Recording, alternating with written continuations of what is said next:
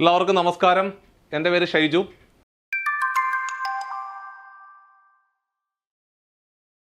അപ്പോൾ ഞാൻ ഇന്ന് നിങ്ങളുടെ മുമ്പിൽ വന്നിരിക്കുന്നത്, നമുക്കറിയാം നമ്മുടെ പരീക്ഷയ്ക്ക് ഇനി കുറച്ച് ദിവസങ്ങൾ മാത്രമാണ് ബാക്കി നിൽക്കുന്നത്.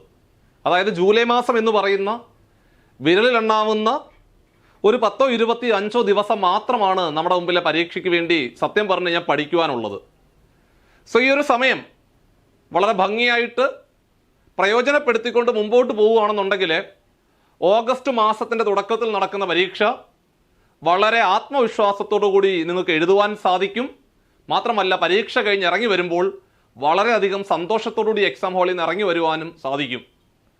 അപ്പോൾ ഈ ഒരു മത്സര പരീക്ഷയ്ക്ക് തയ്യാറെടുക്കുന്ന സമയത്ത് നമുക്കറിയാം ഒരുപാട് മാറ്റങ്ങളോടുകൂടിയാണ് ഈ പരീക്ഷ നമ്മുടെ മുമ്പിലേക്ക് വരുന്നത്. അപ്പോൾ എല്ലാവർക്കും ഉള്ള ആശങ്കകൾ സ്വാഭാവികമായിട്ട് ഈ പരീക്ഷ എഴുതുന്ന നമ്മളെപ്പോലുള്ള ഉദ്യോഗാർത്ഥികൾക്കും പൊതുവെ ഉണ്ട്. അപ്പോൾ അത് മൈൻഡ് ചെയ്യാതെ നിങ്ങൾ എന്ത് ചെയ്യണം? ഏറ്റവും ഭംഗിയായിട്ട് പ്രിപ്പയർ ചെയ്തുകൊണ്ട് മുമ്പോട്ട് പോവുക. സിലബസിനോട് കേന്ദ്രീകരിച്ചുകൊണ്ട് നമ്മൾ പറയുന്ന വളരെ പ്രധാനപ്പെട്ട കാര്യങ്ങളിൽ നിങ്ങൾ കൂടുതൽ ഫോക്കസ് ചെയ്തുകൊണ്ട് മുമ്പോട്ട് പോവുകയാണെന്നുണ്ടെങ്കിൽ ഈ പരീക്ഷ ഏറ്റവും നന്നായിട്ട് നിങ്ങൾക്ക് എഴുതുവാൻ സാധിക്കും. അതായത് 2025 നിങ്ങൾ സർവീസിൽ കയറുന്ന ഒരു പരീക്ഷയായിട്ട് ഇത് മാറും എന്നുള്ളതാണ് മറ്റൊരു യാഥാർത്ഥ്യത. അപ്പോൾ നിങ്ങൾക്ക് എല്ലാവർക്കും ഈ പരീക്ഷ ഏറ്റവും ഭംഗിയായിട്ട് എഴുതുവാൻ സാധിക്കട്ടെ എന്ന് ആത്മാർത്ഥമായിട്ട് പ്രാർത്ഥിച്ചുകൊണ്ട് നമുക്ക് നമ്മുടെ പുതിയ സിലബസ് ഒക്കെ വന്നു കഴിഞ്ഞു. സിലബസ് വന്നതിന് ശേഷമുള്ള നമ്മുടെ മാത്സിൻ്റെ ആദ്യത്തെ ക്ലാസ് ആണ്. അപ്പോൾ നമുക്ക് ആ സിലബസ് നമ്മൾ നേരത്തെ പറഞ്ഞത് തന്നെയാണ്, വലിയ മാറ്റങ്ങളൊന്നും വന്നിട്ടില്ല.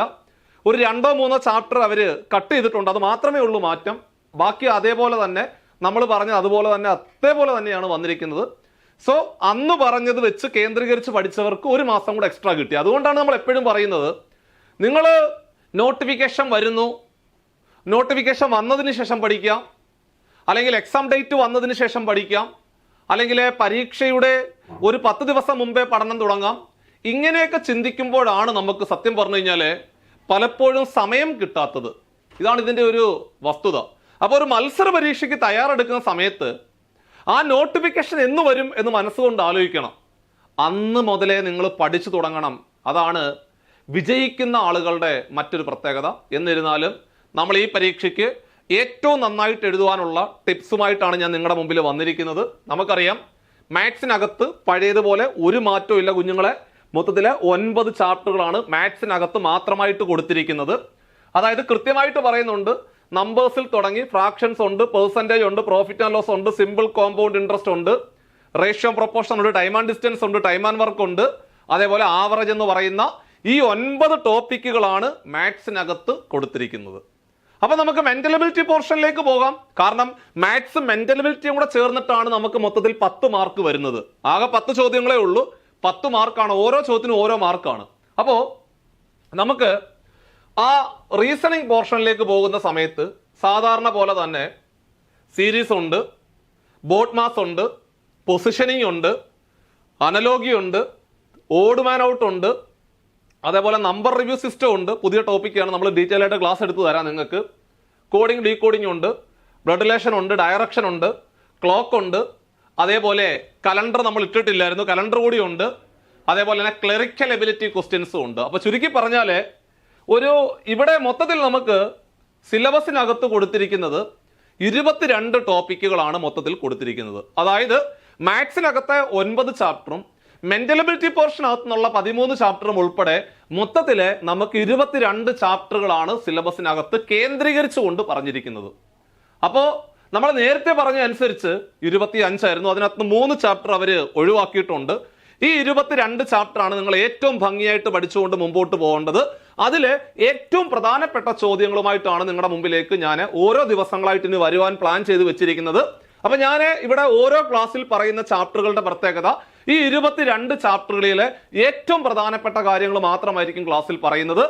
ഇന്ന് നമ്മൾ പഠിക്കാൻ പോകുന്നത് മാത്സിനകത്തെ ഏറ്റവും പ്രധാനപ്പെട്ട ഒരു ടോപ്പിക്കാണ്. നിങ്ങൾക്ക് എല്ലാവർക്കും അറിയാം, നമുക്ക് സിമ്പിൾ ഇൻട്രസ്റ്റും ഉണ്ട്, കോമ്പൗണ്ട് ഇൻട്രസ്റ്റും പഠിക്കാനുണ്ട്. അതിലെ ഇന്നത്തെ ക്ലാസ്സിലെ കോമ്പൗണ്ട് ഇൻട്രസ്റ്റ് ആണ് പഠിക്കാൻ പോകുന്നത്. കാരണം ഒരുപാട് ഉദ്യോഗാർത്ഥികൾ കോമ്പൗണ്ട് ഇൻട്രസ്റ്റ് അല്ലെങ്കിൽ കൂട്ടുപലിശ എന്ന് പറയുന്ന ചാപ്റ്ററുമായിട്ട് ബന്ധപ്പെട്ട് ഒരുപാട് സംശയങ്ങളുണ്ട് എന്ന് പറഞ്ഞതിന്റെ അടിസ്ഥാനത്തിൽ ഇന്നത്തെ ക്ലാസ്സിൽ നമ്മൾ കൂട്ടുപലിശ എന്ന് പറയുന്ന ഭാഗം വളരെ ഭംഗിയായിട്ട് സെറ്റ് ചെയ്യാൻ പോവാണ്. സോ ഇന്നത്തെ ക്ലാസ്സോടുകൂടി നിങ്ങൾക്ക് ഒരിക്കലും കൂട്ടുപലിശ അറിയത്തില്ലല്ലോ സാറേ എന്ന് നിങ്ങൾ ഇനി ഒരിക്കലും പറയാൻ പോകുന്നില്ല. കാരണം അത്രയും ഭംഗിയായിട്ട് വളരെ എളുപ്പത്തിലാണ് നിങ്ങളെ പഠിപ്പിക്കുവാൻ പോകുന്നത്. മക്കളെ, നിങ്ങൾ ഹെഡിങ് കൊടുക്കുക, ബുക്ക് എടുക്കുക, കൂട്ടുപലിശ എന്ന് ഹെഡിങ് കൊടുക്കുക. അപ്പോൾ കൂട്ടുപലിശ അല്ലെങ്കിൽ കോമ്പൗണ്ട് ഇൻട്രസ്റ്റ് എന്ന് പറയുന്ന ഈ ഒരു ചാപ്റ്ററുമായിട്ട് ബന്ധപ്പെട്ട ചോദ്യങ്ങൾ നമ്മൾ ചെയ്യാൻ പോകുന്നത് ഒരു കോഡ് ഉപയോഗിച്ചാണ് ചെയ്യാൻ പോകുന്നത്. അപ്പൊ കോഡ് വെച്ചിട്ടാകുമ്പോൾ നമുക്ക് മാത്സ് അറിയാത്ത ഒരുപാട് പേരുണ്ടാവും. അവർക്കെല്ലാവർക്കും കോഡെന്ന് പറയുമ്പോൾ അവർക്ക് എല്ലാവർക്കും ഭയങ്കര സന്തോഷമാണ്. ഞാനിപ്പോൾ ഇക്വേഷൻ പറഞ്ഞുകൊണ്ടാണ് ചെയ്യുന്നതെങ്കിൽ അവർ പറയാം, അയ്യോ ഇക്വേഷൻ ആണ്, ഫോർമുലയാണ്, ഭയങ്കര ബുദ്ധിമുട്ടാണ്, മാത്സ് അറിയാത്തവർക്കെല്ലാം ഭയങ്കര ബുദ്ധിമുട്ടായിരിക്കും. പക്ഷേ മാത്സ് അറിയാത്ത എല്ലാവർക്കും ഉപകാരപ്പെടുന്ന രീതിയിൽ നമ്മൾ കോഡ് വെച്ച് പഠിക്കുകയാണെന്നുണ്ടെങ്കിലോ അത് വളരെയധികം നിങ്ങളിൽ സന്തോഷം ഉണ്ടാക്കും. അത് പഠിക്കുന്നതിന് ഒരു രസകരമായിട്ടുള്ള ഒരു ഫീൽ ഉണ്ടാവും. അതുകൊണ്ടാണ് ഞാൻ കോഡ് വെച്ച് നിങ്ങളെ പഠിപ്പിക്കാൻ പോകുന്നത്. മക്കളെ, ഒന്നാമത്തെ ക്വസ്റ്റ്യനിലേക്ക് പോകാം. ദാ പിടിച്ചോ ഒന്നാമത്തെ ചോദ്യം. എടാ കുഞ്ഞുങ്ങളെ, ഒന്നാമത്തെ ചോദ്യം ഇതാണ്. A man deposits ₹25,000 in compound interest CI at a rate of 8% per annum. How much amount will he get after 2 years? അതായത് 25,000 രൂപ 8% വാർഷിക കൂട്ടുപലിശ കണക്കാക്കുന്ന ഒരു ബാങ്കിൽ ഡിപ്പോസിറ്റ് ചെയ്ത് കഴിഞ്ഞാൽ എടാ 2 വർഷം കഴിയുമ്പോൾ അവന് ലഭിക്കുന്ന എമൗണ്ട് എത്ര, തുക എത്ര, എമൗണ്ട് എത്ര, തുക എത്ര എന്നാണ് ചോദ്യം. അപ്പോൾ 25,000 രൂപയാണ് ഡിപ്പോസിറ്റ് ചെയ്യുന്നത്, 8% പലിശ നിരക്ക്. 2 വർഷം കഴിയുമ്പോൾ എന്ത് കിട്ടും എന്നാണ് ചോദ്യം. അപ്പൊ നിങ്ങൾ നോക്കേണ്ടത്, സാധാരണ ഇത്തരം ചോദ്യങ്ങൾ ചോദിക്കുമ്പോൾ ഒന്നുകിൽ നിങ്ങൾക്ക് 2 വർഷമായിരിക്കും ചോദിക്കുന്നത്, അല്ലെങ്കിൽ 3 വർഷമായിരിക്കും ചോദിക്കുന്നത്. കഴിവിന്റെ മാക്സിമം അത്രേ വരത്തുള്ളൂ. 4 വർഷമൊക്കെ കുറച്ച് ഓവറാണ്. 4 വർഷമൊന്നും ചോദിക്കാൻ ചാൻസ് വളരെ കുറവാണ്. എടാ കുഞ്ഞുങ്ങളെ, 2 വർഷമാണെങ്കിൽ നമുക്കൊരു കോഡുണ്ട്. നിങ്ങൾ കോഡം കാണാൻ പഠിച്ചു വെച്ചാൽ മതി. 2 വർഷമാണെങ്കിൽ നമ്മുടെ കോഡെന്ന് പറഞ്ഞാൽ 121 എന്നാണ് കോഡ്. കൊള്ളാലേ? 2 വർഷമാണെങ്കിൽ എന്തോ കോഡ്? 1, 2, 1. അതായത് ആദ്യം അവസാനവും ഒന്നായിരിക്കും. ഇടയിലെ ആ 2 സംഖ്യകൾ തമ്മിൽ കൂട്ടുക. 1, 2, 1. എടാ 3 വർഷമാണെങ്കിൽ ആദ്യം 1 എഴുതണം. ഇനി അടുത്തടുത്ത 2 സംഖ്യകൾ തമ്മിൽ കൂട്ടുക. നോക്കിക്കോണേ, 2 1 കൂടെ കൂട്ടിയാൽ 3, 2 1 കൂടെ കൂട്ടിയാൽ 3, അവസാനം 1. കണ്ടോ? അതായത് 3 വർഷമാണെങ്കിൽ നമ്മുടെ കോഡെന്ന് പറഞ്ഞാൽ 1331. ഒന്നും കൂടെ, 3 വർഷമാണെങ്കിൽ 1331 എന്ന് വരും. ഇനി 4 വർഷം ചോദിക്കത്തില്ല. എന്നിരുന്നാലും 4 വർഷമാണ് ചോദിക്കുന്നതെങ്കിൽ പഴയതുപോലെ തന്നെ ആദ്യം 1 എഴുതണം. എന്നിട്ട് എന്ത് ചെയ്യണം? അടുത്തടുത്ത 2 സംഖ്യകൾ തമ്മിൽ കൂട്ടണം. എടാ 3 1 കൂടെ കൂട്ടിയാൽ 4, 3 3 കൂടെ കൂട്ടിയാൽ 6, 3 1 കൂടെ കൂട്ടിയാൽ 4, അവസാനം 1. അതായത് 4 വർഷമാണെങ്കിൽ കോഡ് എന്താണ്? 1 4 6 4 1. അപ്പോ 4 വർഷമാണെങ്കിലോ 1 4 6 4 1. അപ്പൊ ഇനി 3 വർഷമാണെങ്കിലോ 1 3 3 1. 2 വർഷമാണെങ്കിലോ 1 2 1. ഇങ്ങനെ നിങ്ങൾ ജസ്റ്റ് അങ്ങ് കാണാൻ പഠിച്ചു വെച്ചാൽ മതി. അപ്പൊ അങ്ങനാണെങ്കിൽ നമുക്കിവിടെ 2 വർഷമല്ലേ? 2 വർഷമാണെങ്കിൽ കോഡ് എന്തുവാ? 2 വർഷമാണെങ്കിൽ 1 2 1 അല്ലേ? അപ്പൊ നിങ്ങൾ എങ്ങനെ എഴുതണം? 1 2 1 അങ്ങോട്ട് എഴുതി വെക്കണം. കണ്ടോ? കോഡ് അങ്ങോട്ട് എഴുതി വെച്ചു. എന്നിട്ട് അവിടെ ഒരു റേറ്റ് ഓഫ് ഇൻട്രസ്റ്റ് അവർ തരും, അത് അങ്ങോട്ട് എഴുതണം. അതെത്ര? 8 അല്ലായിരുന്നോ? 8 ആണെങ്കിൽ 8, 5 ആണെങ്കിൽ 5, 10 ആണെങ്കിൽ 10, 7 ആണെങ്കിൽ 7, 6 ആണെങ്കിൽ 6, എന്തെങ്കിലും ആയിക്കോട്ടെ. ഇവിടെ 8 ആയതുകൊണ്ട് ആ 8 താണ്ട ഇവിടെ ചെറുതായിട്ടൊന്ന് എഴുതി വെച്ചാൽ മതി. ചെറുതായിട്ട് ഒരു വട്ടത്തിനകത്ത് വേണേ ഇട്ടോ, കുഴപ്പമൊന്നുമില്ല. ചെറുതായിട്ടൊന്ന് എഴുതി വെക്കുക. ഇനി എടാ നമ്മൾ നിക്ഷേപിക്കുന്ന തുകയുണ്ടല്ലോ, ഡിപ്പോസിറ്റ് ചെയ്യുന്ന എമൗണ്ട് ഉണ്ടല്ലോ, അത് ആദ്യത്തെ സംഖ്യയുടെ താഴെ കൊണ്ടുവന്ന് എഴുതണം. ഡിപ്പോസിറ്റ് ചെയ്യുന്ന എമൗണ്ട് ആദ്യം കിടക്കുന്ന സംഖ്യയുടെ താഴെ എഴുതുക. അപ്പൊ ആദ്യം കിടക്കുന്ന സംഖ്യ 1 ആണ്. അതിന് താഴെ ഡിപ്പോസിറ്റ് ചെയ്യുന്ന എമൗണ്ട് എത്ര? 25,000 ആണോ? അത് ഇവിടോട്ട് അങ്ങ് എഴുതണം. എന്നാണ്ടേ ഈ 25,000 ഇവിടോട്ട് എഴുതി വെക്കുക. എഴുതി വെച്ചോ? എല്ലാവരും എഴുതി വെച്ചോ? എന്നിട്ട് എടാ 25,000ന്റെ 8% എടുത്ത് അടുത്ത് അവിടെ കൊണ്ടുവന്ന് എഴുതണം. എത്ര എന്തുവാ? ആദ്യം നമ്മൾ നിക്ഷേപിക്കുന്ന തുക അവിടെ എഴുതി വെക്കുക 25,000. അതിന്റെ 8% എടുത്ത് അടുത്ത നമ്പറിന് താഴെ എഴുതണം. 25,000ന്റെ 8% എത്ര? അതാണ്ടേ, ഇതാണ് നോക്കിയേ. 25,000ന്റെ 8% കണ്ടുപിടിക്കാൻ 8/100 അല്ലേടാ പിള്ളേരെ? 25,000ന്റെ 8% കണ്ടുപിടിക്കാൻ 25,000നെ 8/100 കൊണ്ട് ഗുണിക്കുക. താഴെ കിടക്കുന്ന 2 പൂജ്യങ്ങളും മേളിൽ കിടക്കുന്ന 2 പൂജ്യങ്ങളും കട്ടായിപ്പോയി. 250നെ 8 കൊണ്ട് ഗുണിച്ചാൽ 2000, 2000, 2000, 2000, 2000, 2000. ആ 2000 ഇവിടെ എഴുതുക, ആ 2000 ഇവിടെ എഴുതുക. കണ്ടോ? എന്നിട്ട് ആ 2000ന്റെ 8% എടുത്ത് അപ്പുറത്ത് എഴുതുക. പിടിച്ചങ്ങ് പോയാൽ മതി. അങ്ങനെയാണെങ്കിൽ ഈ 2000ന്റെ 8% എന്ന് പറഞ്ഞാൽ 8/100 അല്ലേ? 8% എന്ന് പറഞ്ഞാൽ 8/100 അല്ലേ? അപ്പോൾ 2000ന്റെ 8% കണ്ടുപിടിക്കാൻ താഴെ കിടക്കുന്ന 2 പൂജ്യങ്ങളും മേളിൽ കിടക്കുന്ന 2 പൂജ്യങ്ങളും കട്ടാക്കി. അങ്ങനെയാണെങ്കിൽ 20നെ 8 കൊണ്ട് ഗുണിച്ചാല് 20നെ 8 കൊണ്ട് ഗുണിച്ചാല് 2 8 16 160 എന്ന് വരും. ആ 160നെ ഇപ്പുറത്തേക്ക് കൊണ്ടുവന്ന് എഴുതുക. എഴുതിയോ? എഴുതി. ഇത്രയും കാര്യം എല്ലാവർക്കും മനസ്സിലായല്ലോ. അതായത് 25,000 എഴുതി വെച്ചു, 25,000ന്റെ 8% 2000 എഴുതി, 2000ന്റെ 8% 160 എഴുതി വെച്ചു. ഇനി നിങ്ങൾ ചെയ്യേണ്ടത് ഇവന്മാര് തമ്മിൽ അങ്ങ് ഗുണിക്കണം. 25,000 ഒന്നും കൂടെ ഗുണിച്ചാൽ എത്ര? 25,000 എന്ന് വരും. അതേപോലെ 2000നെ 2 കൊണ്ട് ഗുണിച്ചാൽ എത്ര? 4000 എന്ന് വരും. ഇനി 160നെ 1 കൊണ്ട് ഗുണിച്ചാൽ എത്ര? 160 എന്ന് വരും. എന്നിട്ട് ഇതെല്ലാം കൂടെ ഒന്ന് കൂട്ടിക്കേ. 25,000വും 4000വും കൂടെ കൂട്ടിയാൽ 29,000 അല്ലേ? ആ 29,000ത്തിന്റെ കൂടെ ഒരു 160 കൂടെ കൂട്ടിയാൽ 29,160 അല്ലേ?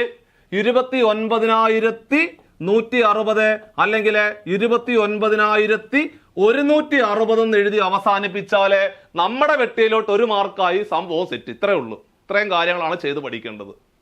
സോ ഒന്നും കൂടെ നിങ്ങൾ സ്വന്തമായിട്ട് ചെയ്ത് പഠിക്കണം. ചോദ്യം മാത്രം എഴുതി വെച്ചിട്ട് നിങ്ങൾ സ്വന്തമായിട്ടൊന്ന് ചെയ്ത് നോക്കുക. നമുക്ക് അടുത്ത ക്വസ്റ്റ്യനിലേക്ക് പതിയെ കാലെടുത്ത് വെക്കാം. മക്കളെ, രണ്ടാമത്തെ ചോദ്യം ഇതാണ്. Price of gold at present is 20,000. സ്വർണത്തിന്റെ ഇപ്പോഴത്തെ വില 20,000 രൂപയാണ്. If it is increased by 10% per annum, ഓരോ വർഷവും 10% വീതം വർദ്ധിപ്പിച്ചാൽ price after 2 years will be question mark. അങ്ങനെയാണെങ്കിൽ 2 വർഷത്തിന് ശേഷമുള്ള വില എത്രടാ കുഞ്ഞുങ്ങളെ എന്നാണ് ചോദ്യം. അപ്പൊ നിങ്ങൾ ചോദിക്കും, സാറേ സ്വർണത്തിന്റെ ഇപ്പോഴത്തെ വില 10,000 സമ്മതിച്ചു, ഓരോ വർഷം കഴിയുമ്പോൾ 10% വീതം വർദ്ധിപ്പിക്കും, അതും സമ്മതിച്ചു. പക്ഷേ ഈ ചോദ്യം നമ്മുടെ കൂട്ടുപലിശയുമായിട്ട് എന്ത് ബന്ധമാണ് എന്ന് നിങ്ങൾക്കൊരു തോന്നൽ അല്ലെങ്കിൽ ഒരു സംശയം വരാം.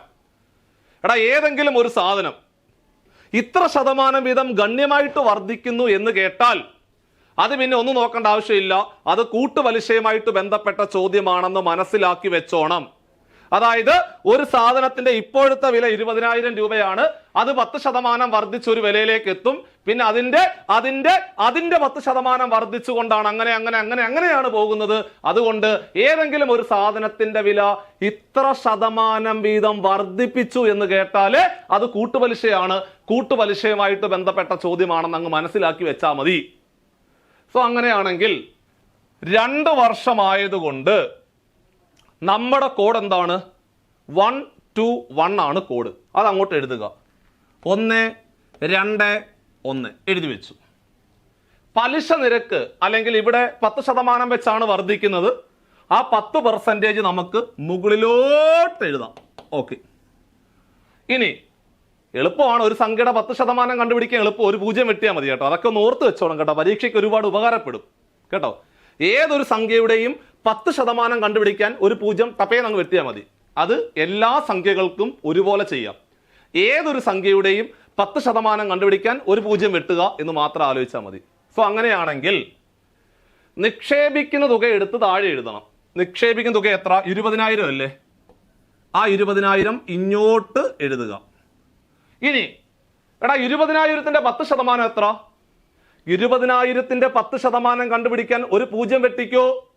20,000-ന്റെ ഒരു 0 വെട്ടിയാൽ 2,000 അല്ലേ? 2,000 എന്ന് എഴുതിക്കോ. അങ്ങനാണെങ്കിൽ 2,000-ന്റെ 10% എത്ര? 2,000-ന്റെ 10% കണ്ടുപിടിക്കാൻ 2,000-ന്റെ ഒരു 0 വെട്ടിക്കോ. 2,000-ന്റെ ഒരു 0 വെട്ടിയാൽ 200 അല്ലേ? 200 അല്ലേ? 200 അല്ലേ? 10% കണ്ടുപിടിക്കാൻ മാത്രമേ ഈ ട്രിക്ക് പറ്റത്തുള്ളൂ. അല്ലെങ്കിൽ പിന്നെ നമ്മൾ കഷ്ടപ്പെട്ട് 20,000 × 10/100 ചെയ്യണ്ടേ? അതുകൊണ്ടാണ് 10% കണ്ടുപിടിക്കാൻ ഒരു 0 വെട്ടിയാൽ മതി. 20,000-നെ 1 കൊണ്ട് ഗുണിച്ചാൽ 20,000 എന്ന് വരും. 2,000-നെ 2 കൊണ്ട് ഗുണിച്ചാൽ 4,000 എന്ന് വരും. 200-നെ 1 കൊണ്ട് ഗുണിച്ചാലേ 200 എന്ന് വരും. 20,000-ഉം 4,000-ഉം കൂടെ കൂട്ടിയാൽ 24,000 എന്ന് വരും. ആ 24,000-ന്റെ കൂടെ ഒരു 200-ഉം കൂടെ കൂട്ടിയാൽ 24,000-ന്റെ കൂടെ ഒരു 200-ഉം കൂടെ കൂട്ടിയാൽ 24,200 എന്ന് വരും നമ്മുടെ ഫൈനൽ ആൻസർ. കണ്ടോ, ഇത്രേ ഉള്ളൂ പരിപാടി. സോ 2 വർഷമാണെങ്കിൽ 121, 3 വർഷമാണെങ്കിൽ 1331, അങ്ങനെ കോഡ് അങ്ങ് ഓർത്തിരുന്നാൽ മതി. നമുക്ക് അടുത്ത ക്വസ്റ്റ്യനിലേക്ക് പതിയെ പോകാം. മൂന്നാമത്തെ ചോദ്യം താ പിടിച്ചു. Find out the compound interest if 8,000 rupees deposited at 10% per annum after 2 years. അതായത് 8,000 രൂപയ്ക്ക് 10% നിരക്കില് 2 വർഷത്തെ കൂട്ടുപലിശ എത്ര, കോമ്പൗണ്ട് ഇൻട്രസ്റ്റ് എത്ര, കൂട്ടുപലിശ എത്ര എന്നാണ് ചോദ്യം. അപ്പോൾ ഒന്നുമില്ല, 2 വർഷമായതുകൊണ്ട്, എടാ പിള്ളേരെ 2 വർഷമായതുകൊണ്ട് നമ്മുടെ കോഡെന്ന് പറഞ്ഞാല് 1 to 1 അല്ലേ? അപ്പൊ നമ്മൾ എന്ത് ചെയ്യണം? 1 to 1 എന്ന് അങ്ങോട്ട് എഴുതി വെക്കുക. കഴിഞ്ഞു. ഇനി ശതമാനം എത്ര? 10 അല്ലേ? ശതമാനം എത്ര നോക്കുക, 10 അല്ലേ? ആ 10 ഇങ്ങോട്ട് എഴുതിക്കോ, ഇങ്ങോട്ട് എഴുതിക്കോ. എഴുതി. നിക്ഷേപിക്കുന്ന തുക എത്രയാണോ അത് ആദ്യത്തെ സംഖ്യയുടെ താഴെ എഴുതുക. 8,000. 8,000 ഇങ്ങോട്ട് എഴുതിക്കോ. 8,000 എഴുതി. 8,000-ന്റെ 10% എത്ര? 8,000-ന്റെ ഒരു 0 വെട്ടിക്കോ. 8,000-ന്റെ ഒരു 0 വെട്ടിയാൽ 800 അല്ലേ? അപ്പോ 8,000-ന്റെ 10% 800. എടാ കുഞ്ഞുങ്ങളെ, 800-ന്റെ 10% എത്ര? 800-ന്റെ ഒരു 0 വെട്ടിക്കോ. 800-ന്റെ ഒരു 0 വെട്ടിയാൽ 80. ഇനി എല്ലാം കൂടെ ഗുണിക്കുക. 8,000-നെ 1 കൊണ്ട് ഗുണിച്ചാല് 8,000 എന്ന് വരും. 800-നെ 2 കൊണ്ട് ഗുണിച്ചാല് 8 2 16 1,600 വരും. 80-നെ 1 കൊണ്ട് ഗുണിച്ചാല് 80 എന്ന് വരും. ഇനി ഇതെല്ലാം കൂടെ കൂട്ടുവാണെങ്കിൽ നമുക്ക് ഫൈനൽ എമൗണ്ട് കിട്ടും. പക്ഷേ ഒരു ചെറിയ പ്രശ്നമുണ്ട്. എന്താ ചോദിച്ചത്? Find out the compound interest. Interest മാത്രം മതി, ഇൻട്രസ്റ്റ് മാത്രം മതി, കോമ്പൗണ്ട് ഇൻട്രസ്റ്റ് മാത്രം മതി. അങ്ങനെയാണെങ്കിൽ നമ്മൾ ഡിപ്പോസിറ്റ് ചെയ്ത എമൗണ്ട് കളയണ്ടേ? നമ്മൾ നിക്ഷേപിക്കുന്ന തുകയും അതേപോലെ അതിനൊരു പലിശയും കൂടെ ചേർന്നല്ലേ ഫൈനൽ എമൗണ്ട് ആയിട്ട് മാറുന്നത്. അപ്പോൾ ഫൈനൽ എമൗണ്ട് എത്ര എന്ന് ചോദിച്ചാൽ 8,000-ഉം 1,600-ഉം 80-ഉം കൂടെ കൂട്ടിയാൽ മതി. പക്ഷേ ചോദ്യം what is the compound interest എന്ന് ചോദിച്ചാല്, എടാ കുഞ്ഞുങ്ങളെ പലിശ മാത്രം മതി, പലിശ മാത്രം മതിയെങ്കിൽ ഇത് വെട്ടിക്കോ, ഇത് രണ്ടോടെ മാത്രം കൂട്ടിക്കോ. 1,600 80-ഉം കൂടെ കൂട്ടിയാല് ദാ പിടിച്ചോ 1,680 ആയിരുന്നു അതിന്റെ ഫൈനൽ ആൻസർ. ഇത്രേ ഉള്ളു പരിപാടി. ഇത്രയും ചെയ്താൽ മാത്രം മതി. അപ്പൊ അതുകൊണ്ട് ഭംഗിയായിട്ട് ചെയ്തു പഠിക്കണം. പലിശ മാത്രം മതിയെങ്കിൽ നിങ്ങൾ മുതലിനെ ഒഴിവാക്കുക. അതല്ല എമൗണ്ട് ആണ് ചോദിക്കുന്നതെങ്കിൽ എല്ലാം കൂടെ കൂട്ടുക എന്ന് മാത്രം ആലോചിച്ചാൽ മതി. ഒരു ചോദ്യം കൂടെ നോക്കിക്കോ. ഇവിടെയും find out the compound interest എന്നാണ് ചോദ്യം. വർഷം എത്ര? വർഷം 2 ആയതുകൊണ്ട് നമ്മൾ എന്തോ ചെയ്യണം? 1 2 1 എന്ന് എഴുതി വെക്കുക. 1 2 1 എന്ന് എഴുതി വെക്കുക. ഇനി ശതമാനം എത്രടാ? ശതമാനം 4 അല്ലേ? 4 എഴുതിക്കോ. മേളില് എഴുതി. ഇനി എത്ര രൂപയാണ് ഡിപ്പോസിറ്റ് ചെയ്യുന്ന? 7,500 അല്ലേ? ആ 7,500 ഇങ്ങോട്ട് എഴുതണം. ഇനി 10% ആയിരുന്നെങ്കിൽ ഒരു 0 വെട്ടിയാൽ മതിയായിരുന്നു. പക്ഷെ നമുക്ക് ആ ഭാഗ്യമില്ല. അപ്പോൾ 7,500-ന്റെ 4% കണ്ടുപിടിക്കാൻ ദാ പിടിച്ചോ.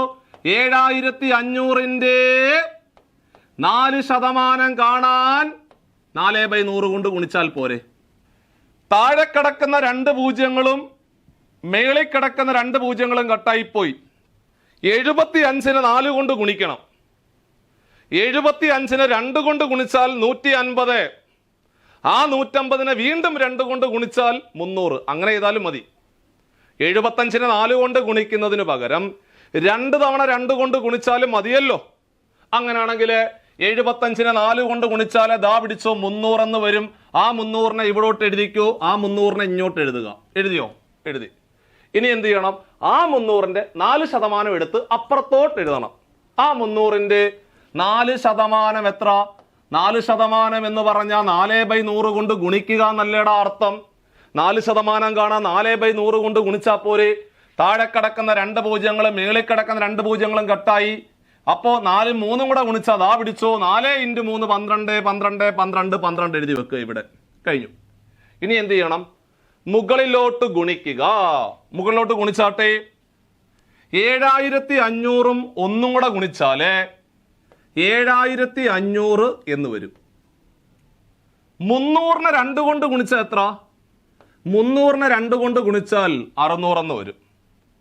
12-നെ 1 കൊണ്ട് ഗുണിച്ചാൽ എത്ര? 12-നെ 1 കൊണ്ട് ഗുണിച്ചാലേ 12 എന്ന് വരും. ഇനി എമൗണ്ട് ആയിരുന്നു ചോദിച്ചിരുന്നെങ്കിൽ ഇതെല്ലാം കൂടെ കൂട്ടേണ്ടി വന്നേനെ. പക്ഷെ അതല്ല, എമൗണ്ട് അല്ല ചോദിച്ചത്. What is the compound interest? കൂട്ടുപലിശ മാത്രം മതി. അങ്ങനെയാണെങ്കിൽ മുതൽ കളഞ്ഞാട്ടെ, പ്രിൻസിപ്പൽ എമൗണ്ട് കളയുക. അങ്ങനെയാണെങ്കിൽ 600-ഉം 12-ഉം കൂടെ മാത്രം കൂട്ടിയാൽ മതി. 600-ഉം 12-ഉം കൂടെ കൂട്ടിയാൽ ദാ പിടിച്ചോ, ദേ പിടിച്ചോ 612 ആയിരുന്നു അതിന്റെ ശരിയായിട്ടുള്ള ഉത്തരം. ഉത്തരം 612. ഇത്രേ ഉള്ളൂ പരിപാടി. വളരെ സിമ്പിൾ ആയിട്ട് നിങ്ങൾക്ക് കൂട്ടുപലിശയുമായിട്ട് ബന്ധപ്പെട്ട ചോദ്യങ്ങൾ ഇത്തരത്തിലെ കോഡ് ഉപയോഗിച്ചുകൊണ്ട് നിസാര സമയത്തിനുള്ളിൽ ആൻസറിലേക്ക് എത്താൻ പറ്റും. ഒരു ചോദ്യം കൂടെ ദാ പിടിച്ചു. ഇവിടെ ചോദ്യം 3 വർഷമാണ്. 3 വർഷമാണ്. അപ്പോൾ പ്രൈസ് ഓഫ് എ ടേബിൾ, ഒരു ടേബിളിന്റെ ഇപ്പോഴത്തെ വില 10,000 രൂപയാണ്. If the price is increased by 10% in every year, അതായത് ഓരോ വർഷവും 10% വെച്ച് വർദ്ധിക്കുന്നു. അങ്ങനെയാണെങ്കിൽ ചോദ്യം price of table after 3 years will be question mark. ഇതാണ് ചോദ്യം. അതായത് ടേബിളിന്റെ ഇപ്പോഴത്തെ വില 10,000 രൂപയാണ്. വർഷം തോറും 10% വീതം വർദ്ധിപ്പിച്ചാല് 3 വർഷത്തിന് ശേഷമുള്ള വില എത്ര എന്നല്ലേ ചോദ്യം. എടാ 3 വർഷത്തിന് ശേഷമുള്ള വില എത്ര എന്നല്ലേ ചോദിച്ചത്. അങ്ങനെയാണെങ്കിൽ നമുക്ക് പിടിക്കാം. 3 വർഷം ആയതുകൊണ്ട് കോഡ് ഏതാ? 3 വർഷം ആയതുകൊണ്ട് 1 3 3 1 അങ്ങോട്ട് എഴുതണം. ശതമാനം 10 അല്ലേ?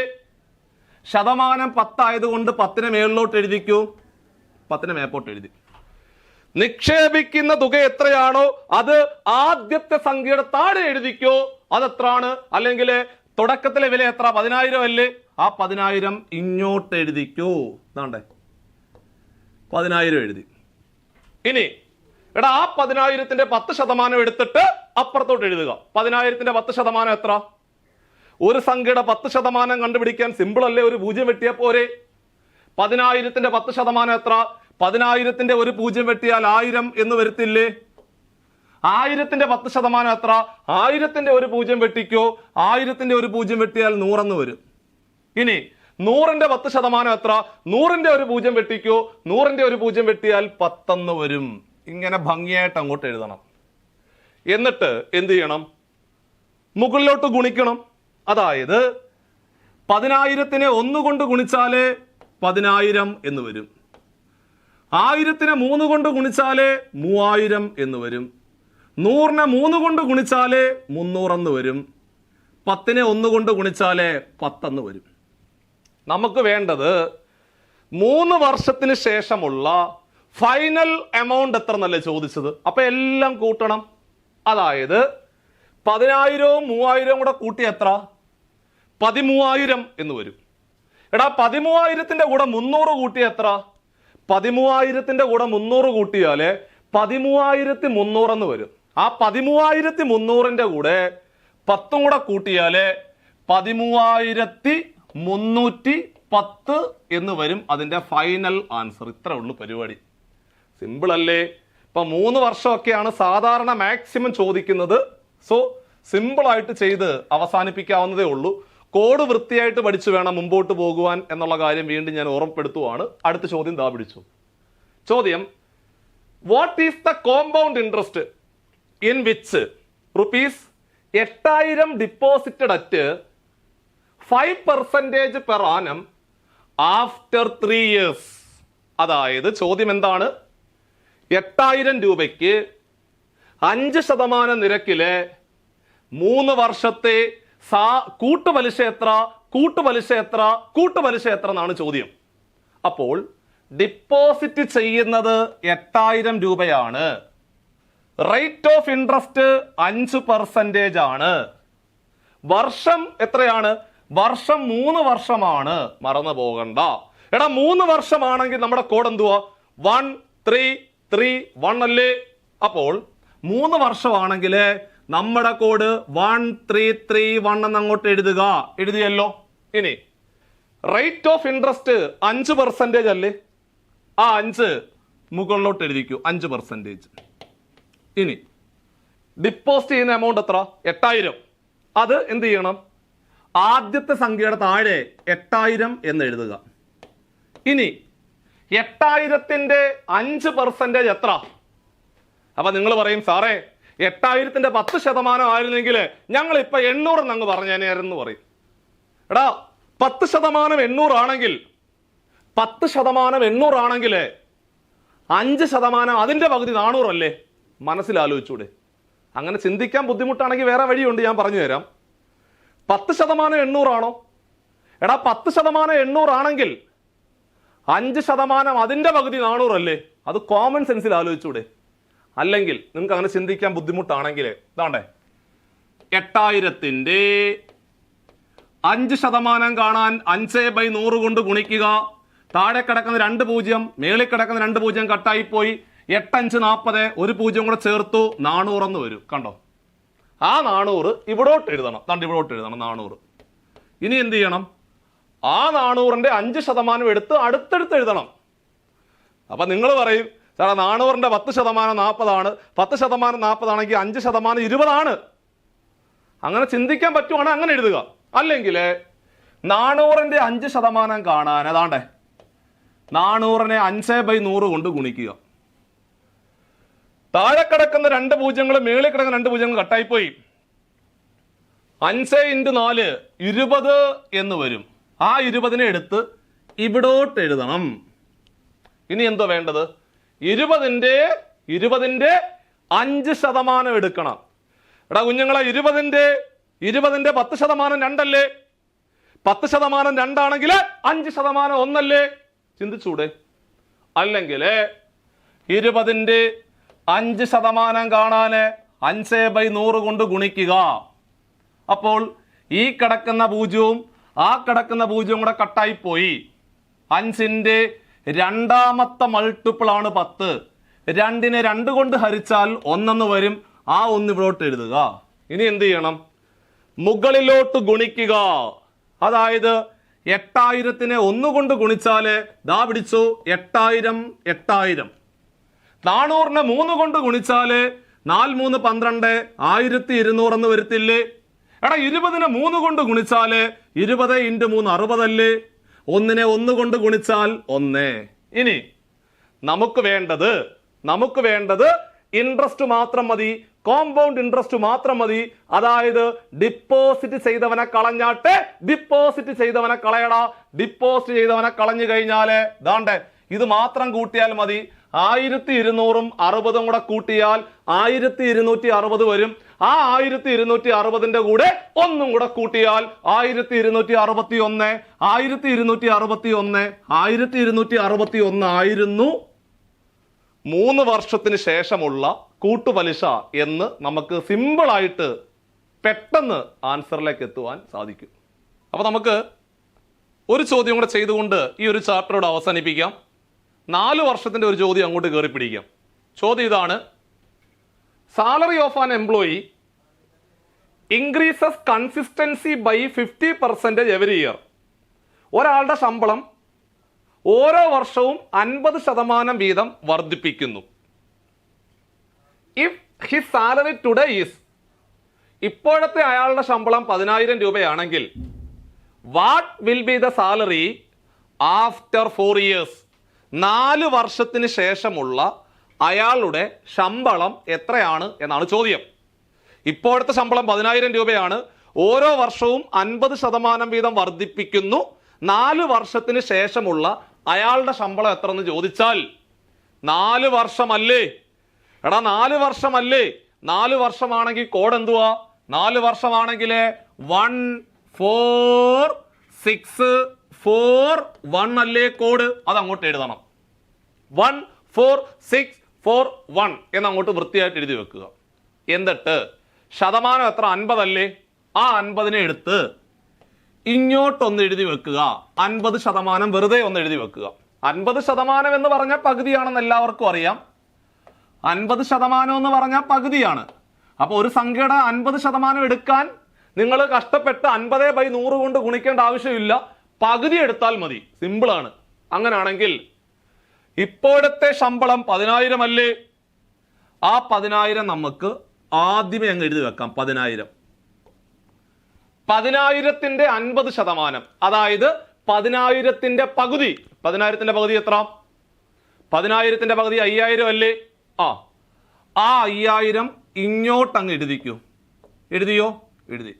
ഇനി ആ 5,000ന്റെ പകുതി 2,500 അല്ലേ? ആ 2,500 ഇങ്ങോട്ടങ്ങ് എഴുതിക്കൂ. എഴുതി. ഈ 2,500ന്റെ പകുതി 1,250 അല്ലേ? ആ 1,250 ഇവിടോട്ടങ്ങ് എഴുതുക. 1,250ന്റെ പകുതി 625 എന്ന് വരും. അത് തൊട്ടപ്പുറത്ത് എഴുതുക. ഇത്രയും എഴുതി വെക്കാൻ എല്ലാവർക്കും അറിയാമല്ലോ. ഇത് നമ്മൾ സാധാരണ പഴയതുപോലെ തന്നെയല്ലേ ചെയ്തു പോയത്. ഇനി എന്ത് ചെയ്യണം? താഴോട്ട് ഗുണിക്കുക. താഴോട്ട് ഗുണിക്കുക. ഗുണിച്ചാട്ടെ. 10,000നെ 1 കൊണ്ട് ഗുണിച്ചാല് മക്കളെ 10,000 എന്ന് വരത്തില്ലേ? കുഞ്ഞുങ്ങളെ 4നെ 5,000 കൊണ്ട് ഗുണിച്ചാല്, അല്ലെങ്കിൽ 5,000നെ 4 കൊണ്ട് ഗുണിച്ചാല് 4 20 20,000 എന്ന് വന്നില്ലേ? 20,000. 2,500നെ 6 കൊണ്ട് ഗുണിച്ചാൽ എത്ര? 2,500നെ 6 കൊണ്ട് ഗുണിക്കുന്നതിന് പകരം 25നെ 6 കൊണ്ട് ഗുണിച്ചിട്ട് 2 0 ഇട്ട് കൊടുത്താലും പോരെ? മതി. 25നെ 6 കൊണ്ട് ഗുണിച്ചാൽ എത്ര? 25നെ 6 കൊണ്ട് ഗുണിച്ചാലേ 6 5 30 ശിഷ്ടം 3 6 2 12 3 15 150 എന്ന് വരും. ആ 150ന്റെ കൂടെ ഒരു 2 0 കൂടെ ചേർത്ത് എഴുതിക്കോ. അപ്പൊ നമുക്ക് എന്തോന്ന് വരും? 150ന്റെ കൂടെ 2 0 കൂടെ ചേർത്ത് എഴുതിയാൽ 15,000 എന്ന് വരത്തില്ലേ? 1,250നെ 4 കൊണ്ട് ഗുണിക്കണം. പകരം 125നെ 4 കൊണ്ട് ഗുണിച്ചിട്ട് ഒരു 0 ഇട്ട് കൊടുത്താൽ മതി. 125നെ 4 കൊണ്ട് ഗുണിക്കാൻ പറഞ്ഞാൽ ഇവിടെ മക്കളെ 125നെ 2 കൊണ്ട് ഗുണിച്ചാൽ 250 അല്ലേ? ആ 250നെ വീണ്ടും 2 കൊണ്ട് ഗുണിച്ചാൽ 500 അല്ലേ? അതായത് 125നെ 4 കൊണ്ട് ഗുണിക്കുക, അല്ലെങ്കിൽ 4 കൊണ്ട് സൈഡിലോട്ട് മാറ്റി ഗുണിച്ച് നോക്കിയാൽ നിങ്ങൾക്ക് 500 എന്ന് കിട്ടും. ആ 500ന്റെ കൂടെ ഒരു 0 കൂടെ ചേർത്ത് എഴുതുവാണെങ്കിൽ 5,000 എന്ന് വരും. അവസാനമായിട്ട് 625നെ 1 കൊണ്ട് ഗുണിച്ചാൽ 625 എന്ന് വരും. ഇനി എന്ത് ചെയ്യണം? ഇതെല്ലാം കൂടെ ഒന്ന് കൂട്ടി എടുക്കുക. അത്രേ ഉള്ളൂ പരിപാടി. അങ്ങനെയാണെങ്കിൽ 20,000വും 10,000വും കൂടെ കൂട്ടിയാൽ 30,000 ആണോ? 30,000ത്തിന്റെ കൂടെ 15,000 കൂടെ കൂട്ടിയാൽ 30,000ത്തിന്റെ കൂടെ 15,000 കൂടെ കൂട്ടിയാൽ 45,000 എന്ന് വരത്തില്ലേ? എടാ 45,000ത്തിന്റെ കൂടെ 5,000 കൂട്ടിയാൽ 50,000 അല്ലേ? ആ 50,000ത്തിന്റെ കൂടെ ഒരു 625 കൂടെ കൂട്ടിയാല് 50,625 എന്ന് വരും. 50,625 എന്ന് വരും. ഇതായിരുന്നു നമ്മുടെ ഫൈനൽ ആൻസർ. സോ ഇങ്ങനെയാണ് നമ്മൾ കൂട്ടുപലിശ അല്ലെങ്കിൽ കോമ്പൗണ്ട് ഇൻട്രസ്റ്റ് എന്ന് പറയുന്ന ചാപ്റ്ററിലെ ചോദ്യങ്ങൾ ചെയ്യുന്നത്. അപ്പോൾ നിങ്ങൾക്ക് ഒന്നുകിൽ 2 വർഷം ചോദിക്കാം, അല്ലെങ്കിൽ 3 വർഷം ചോദിക്കാം, അല്ലെങ്കിൽ മാക്സിമം പോയി കഴിഞ്ഞാൽ 4 വർഷം വരെ മാക്സിമം ആണ്. സാധ്യത കുറവാണ്. ഒന്നുകിൽ 2 അല്ലെങ്കിൽ 3 ആയിരിക്കും പരീക്ഷയ്ക്ക് ചോദിക്കുന്നത്. 2 ആണെങ്കിൽ 1 to 1, 3 ആണെങ്കിൽ 1331, 4 ആണെങ്കിൽ 14641 എന്ന് വൃത്തിയായിട്ട് പഠിച്ചു വെക്കുക. അങ്ങനെ നമ്മുടെ കൂട്ടുപലിശ എന്ന് പറയുന്ന ചാപ്റ്ററുമായിട്ട് ബന്ധപ്പെട്ടുകൊണ്ടുള്ള ഏകദേശം കംപ്ലീറ്റ് കാര്യങ്ങളെല്ലാം നമ്മൾ ക്ലാസ്സിലെ പറഞ്ഞ് അവസാനിപ്പിച്ചിരിക്കുകയാണ്. നമ്മുടെ പരീക്ഷയ്ക്ക് വേണ്ടിയുള്ള കാര്യങ്ങളെല്ലാം നമ്മൾ സെറ്റ് ചെയ്ത് തന്നിട്ടുണ്ട്. അപ്പോൾ ഇങ്ങനെ വരാൻ പോകുന്ന പരീക്ഷയ്ക്ക് ഇത്തരത്തിൽ ഏറ്റവും പ്രധാനപ്പെട്ട ചാപ്റ്ററുകളെ മാത്രം കേന്ദ്രീകരിച്ചുകൊണ്ട്, ഇനി വിരലെണ്ണാവ് ദിവസങ്ങൾ മാത്രമേ ഉള്ളൂ, നമുക്കൊരു ആഴത്തിലുള്ള പഠനത്തിലേക്കുള്ള സമയമൊന്നും ഇല്ല.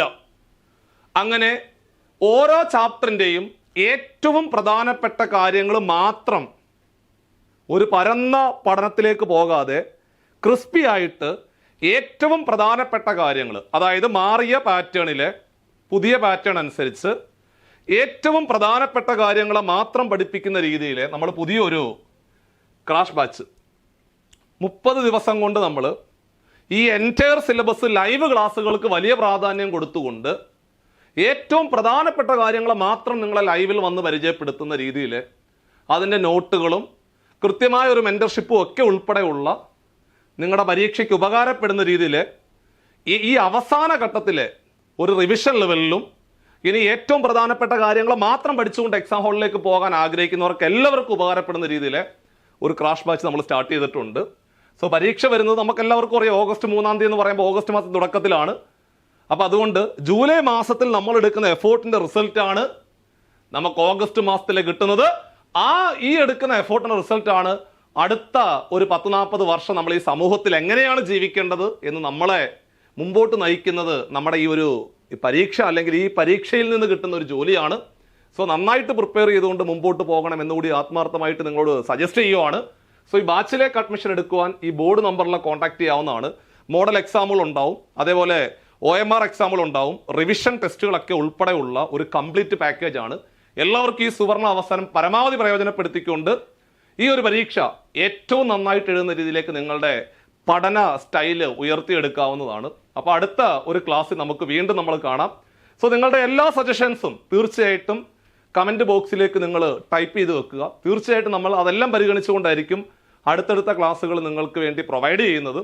സോ നിങ്ങൾ അടുത്തത് ഏത് ടോപ്പിക്കാണോ ഏറ്റവും കൂടുതൽ ബുദ്ധിമുട്ടുന്നത് എന്നുള്ള കാര്യം ഈ ഒരു വീഡിയോയ്ക്ക് താഴെ കമൻറ്റ് ചെയ്യുകയാണെന്നുണ്ടെങ്കിൽ അടുത്ത ക്ലാസ് നമ്മൾ അതായിരിക്കും സെറ്റ് ചെയ്യുന്നത്. സോ വളരെ പ്രതീക്ഷയോടെ പോവുക. നമുക്ക് 2025 എന്ന് പറയുന്ന വർഷം വലിയ മാറ്റങ്ങൾ കൊണ്ടുവന്ന വർഷം, അല്ലെങ്കിൽ ഒരു സർക്കാർ ജോലി നേടിത്തുന്ന ഒരു വർഷമായി മാറട്ടെ എന്ന് കൂടി ആത്മാർത്ഥമായിട്ട് പ്രാർത്ഥിച്ചുകൊണ്ട് നമ്മൾ ഇന്നത്തെ ക്ലാസ് ഇവിടെ വൈൻഡപ്പ് ചെയ്യുന്നു. അടുത്തൊരു യൂസ്ഫുൾ സെഷനുമായിട്ട് നമുക്ക് വീണ്ടും കാണാം. ബൈ.